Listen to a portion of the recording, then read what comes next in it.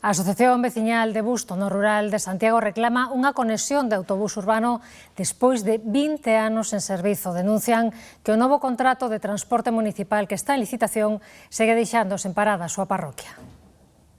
A Asociación Veciñal de Busto denuncia que a súa parroquia é a única de Santiago que queda excluída do novo contrato do transporte urbano que está en proceso de licitación. Segundo a asociación, o Concello e a Sociedade Municipal de Transportes, TUSA, alegaron na última xuntanza que mantiveron que as pistas da parroquia teñen problemas para que manobren os autobuses. Desde a asociación recordan que son semellantes ás doutras zonas do rural e que os buses escolares circulan sen problema. A nosa reivindicación é basicamente que o Concello exclúenos do transporte que está a negociar a día de hoxe. Claro, o Concello está se escudando en que hai uns requisitos técnicos que non se están a cumplir, pero claro, vemos que todas as mañás ven o autobús escolar e claro, non teñen razón nesa forma de pensar, claro.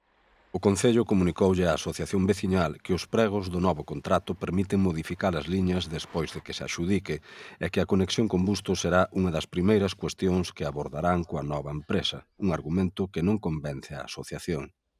Eles dixeron que cando salira a concurrencia a empresa que gañase, que iban a falar con eles como primeiro punto, pero claro, eso é unha promesa que non sabemos se se vai cumplir.